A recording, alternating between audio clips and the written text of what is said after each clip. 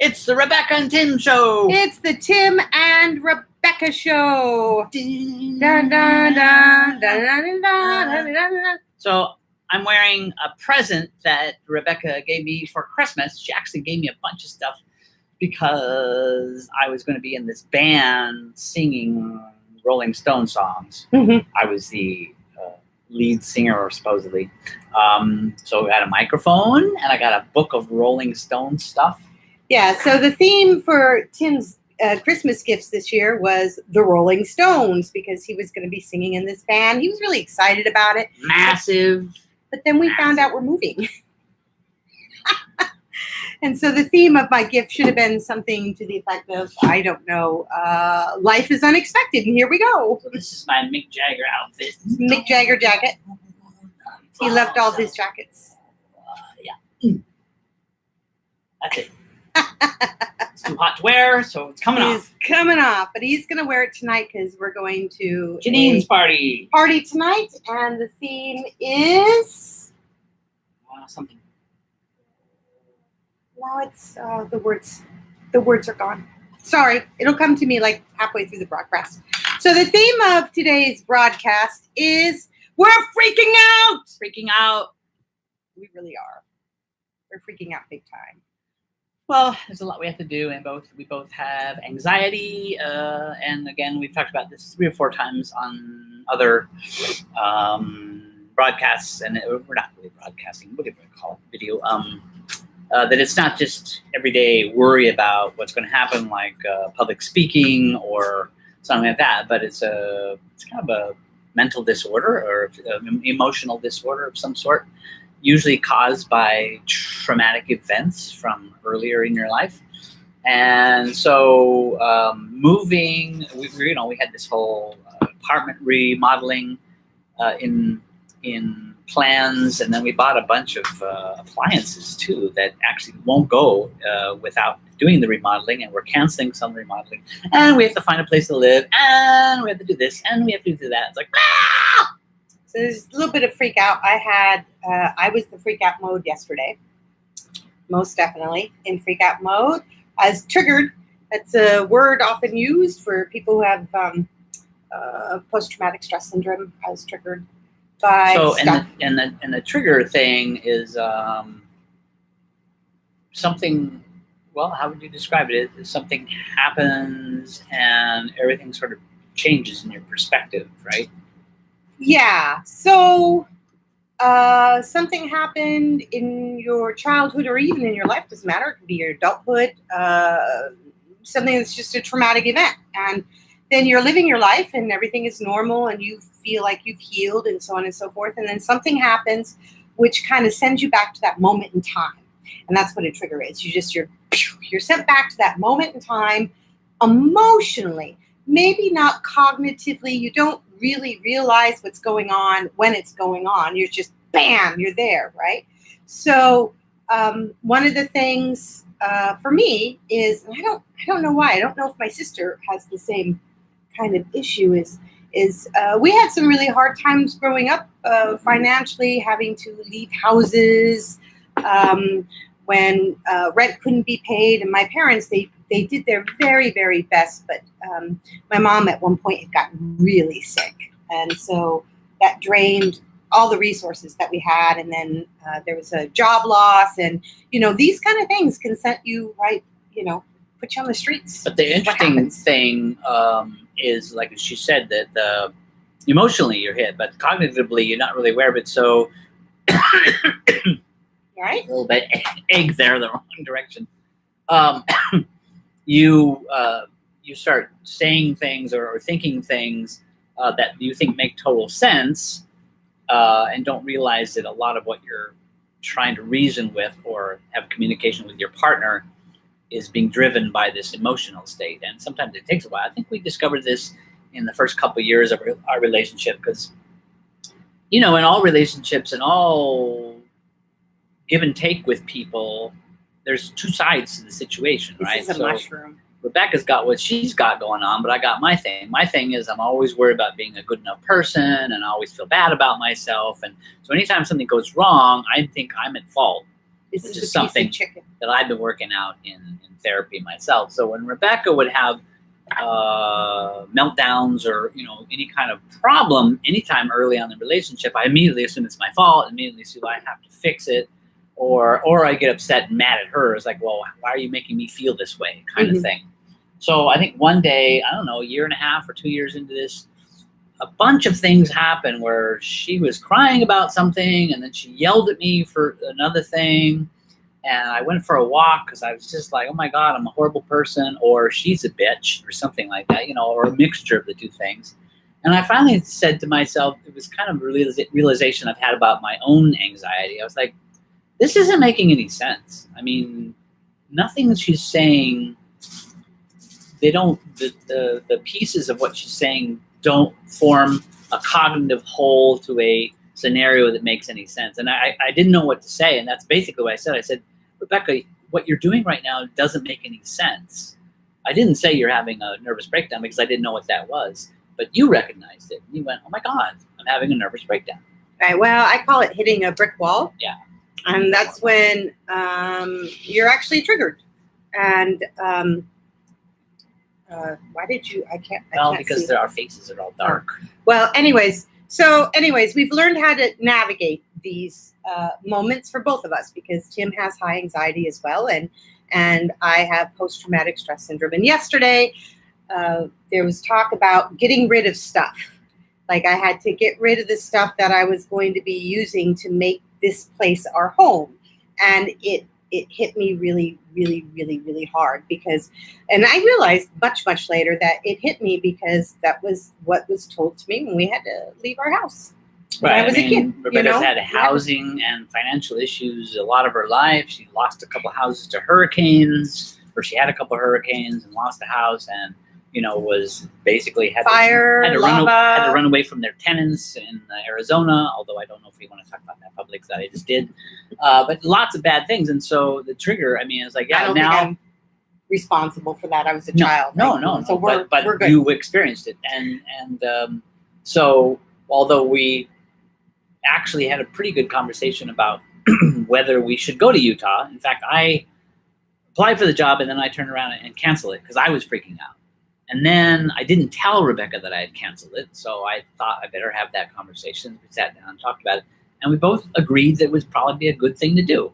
But we both know that it's hugely difficult and causing a lot of anxiety. And so when something like this pops up, like it did yesterday, it kind of bubbles up underneath everything else that's going on in a way, right? So we're still trying to recognize it because what she was saying was valid. I don't want to give up the convection microwave oven that I spent so much time researching and I really wanted to do.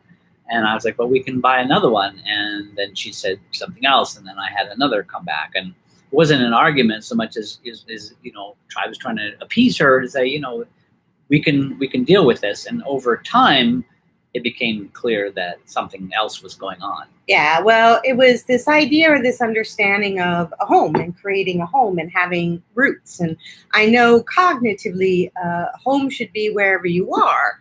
But emotionally, there's a part of me that, because of my history, desires a concrete place, to put down roots, to be able to go back to. Even if you go away for it sometime, you'd be able to go back to. It's your home. It's your enchanted cottage. It's your safety net, right? And then we're talking about going to Utah and buying property and probably just flipping that property. All of this is very, very hard for me because I'm like, well, when am I ever going to have a home? I'm 52 years old, for goodness sakes. There's part of me that really desires a place where I have roots and that I'm always going back to, and selling pieces of it off is just horrifying for me. Rebecca has a very beautiful, almost childlike attachment to things like Little House on the Prairie, the Waltons, and Christmas. Stuff that's really homey about that. And so that's her idea of home. And I think it's a lot of people's ideas of home, except that in our modern world, it's less. People don't experience it as much, Yeah. So it ends up being kind of like we have to figure out a way to find home wherever you are, I guess. Which I find it's not that it's impossible, and I recognize it. I do. But I think there'll always be a part of me that desires a home space, a home place where I'm not selling off pieces of myself. I mean, when I go through my stuff and I give stuff away, I'm like, you know how much I've given up just about almost everything from my family except for books. You know, thank God my sister took some of it, because otherwise I just feel horrible that I've given away all these pieces to my childhood and to my life. And so anyways, makes me want to cry again. It's super hard for me. It's super, super, super, super hard for me. I'm trying to be better. My mom always said, you have 24 hours, 24 hours to feel whatever it is you're feeling and going through. Then you got to wake up the next morning and just get back at it, because that's life.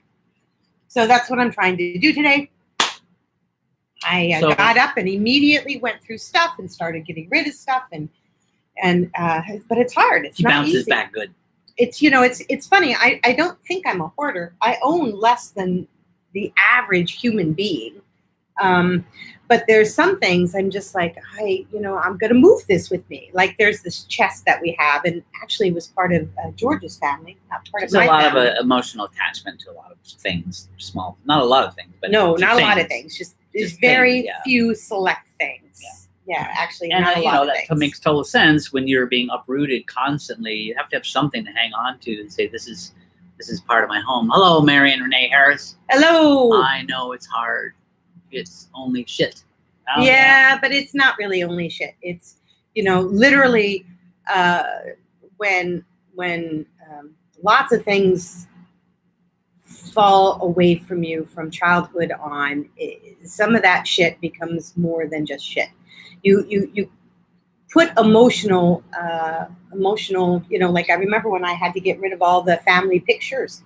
It was horrible. I mean, I scanned them all, thank God, and I found a way. My sister bought me a digital frame, which I haven't been able to put back up, and I'm going to. So I have a way that I can experience them, but having to destroy them because you don't have room to keep them is it's painful. Well, and then Rebecca also went through a lot of natural disasters, so a lot of that stuff got lost. So she has very little left to flooding took a lot of stuff, and I'm not only talking stuff. I'm talking about homes, places that we lived.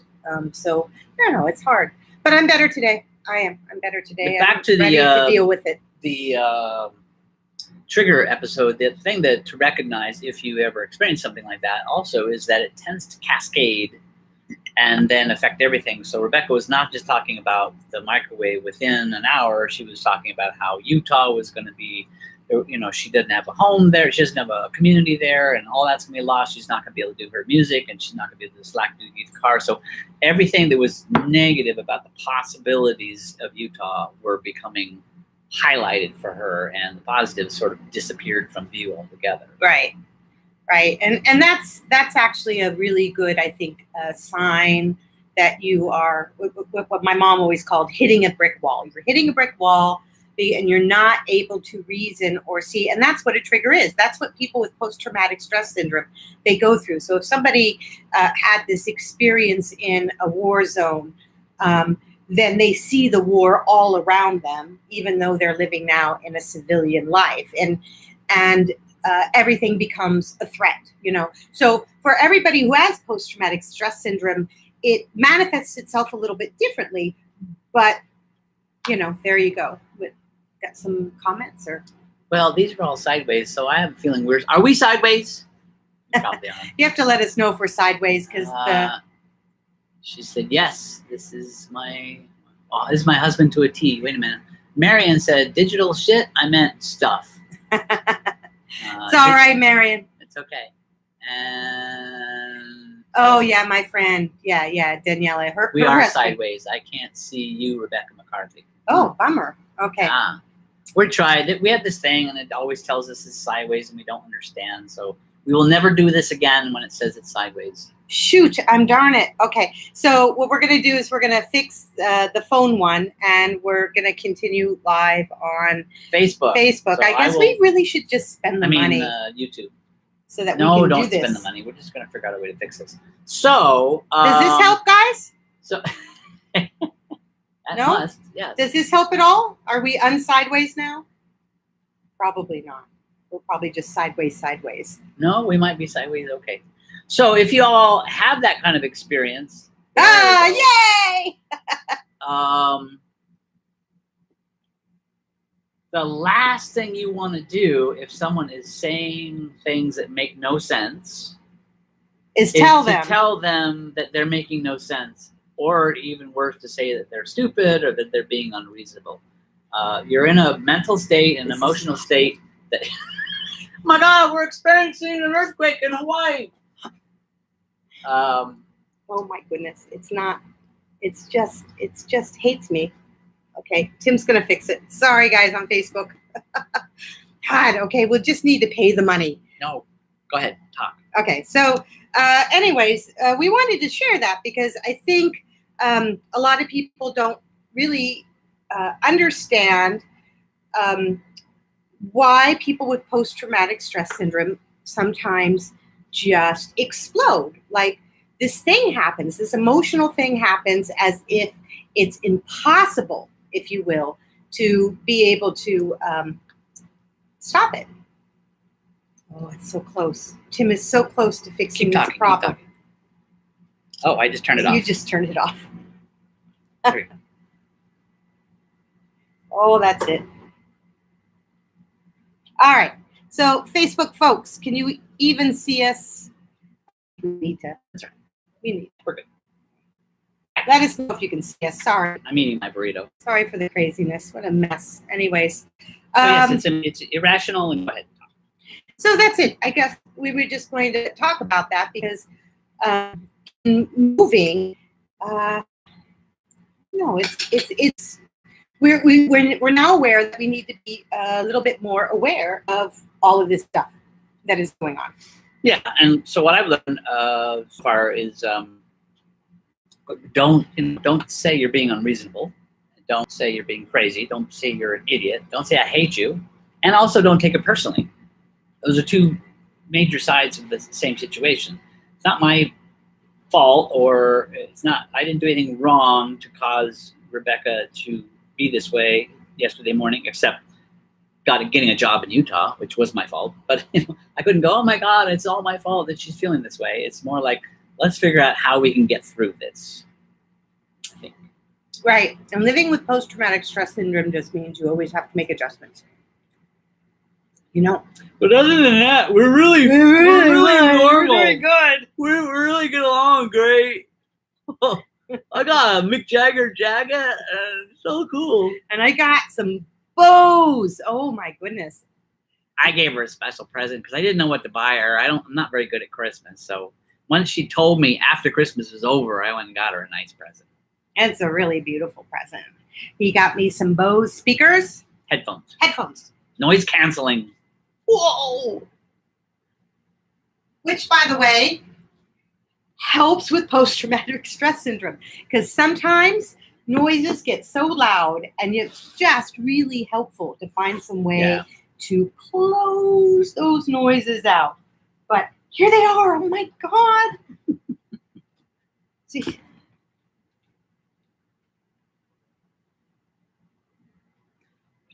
You're not getting anything out of this, obviously. So what? So I think that's about it. Except as far as the what we're doing with remodeling is we canceled the kitchen cabinets. Yay! Yes. We still have to get the Murphy bed. We have a convection microwave oven that she was having the problem with yesterday. So so we're either going to try to install it, or maybe somebody could use it. It's $600, and we'd give it to you for a bargain. And we're going to take the hot plate with us. Hot plate, yeah. We have that desk over there, which we've showed a few times. You want to show the desk with that, and I'll show the desk with this. This is the desk. If anybody wants to buy it, show it with that one. It's got a mess on it right now. Really nice, big, giant. I call it my helicopter or whatever. It's a massive console desk. And this bookcase, which you can't see because it's being covered with our split air conditioner boxes, which we'd also like to get rid of. Yeah. I mean, I'd like to install it here, but I'm not so sure I'm able to. So it'd be easier if someone just bought it off me. It's a do-it-yourself split air conditioner, so you don't have to hire an HVAC specialist to install it. You just get a screwdriver and whatever else you need and put it on the wall, but it's massive. And the bookcase, and we have a TV here, or TV, I don't know, TV if you want it. Anyway, if we get rid of stuff, then we can reduce the anxiety a little. Well, his anxiety is just going to heighten mine, but I'm aware of it now, so it should be good. And I think that's about it. Is that about it? That's about it. It's almost 2019. I'd recommend going to the Washington Post and reading Dave Barry's summary of 2018. We'll also post it on funny. our page as well. Oh my God, very funny. Yeah. So have a great and happy New Year if we don't speak to you before then. Oh, we probably will, though. Yeah. We probably should do a New Year's Eve broadcast. My husband and I piggyback on anxiety. Yeah, it's a hard, yeah. It's a tightrope to walk, but Rebecca said something amazing yesterday. I said, oh my God, I mean, I really kind of was scared when this happened. And I was like, what happens if I go into, because I went into a fetal position when I was freaking out about going to the Big Island. And she was like, oh my God, this can't happen to this poor man. I said, what if I do my fetal position and you do your anxiety thing? How are we going to handle it? And she said, once you go into the fetal position, I will go into fix-it mode. And so she loses all her anxiety. So I she do. Can care it's for the others. adrenaline or whatever it is. I just snap out of it really, really, really fast. That adrenaline, it usually in situations that would freak most people out, that's when I am I'm that totally way too. strong. Yeah. I'm totally strong. I'm there. It's when life is quiet that some of these anxieties really tend to pop up. So when Kim Jong-il sends his nuclear war, just give us a call. We're going to be like on it. We're on it. We're fine. I know we look like we're effed up here, but trust us, we are on it when there is a problem. Yes. Bam, we're good. The breath app on your Apple Watch helps her. Okay. Oh, that's a good idea. Or All breathe right. app. Breathe Okay. All right. Thank Talk to you all. later. Thanks Love you. for visiting. Aloha. Aloha. Stop. Finish.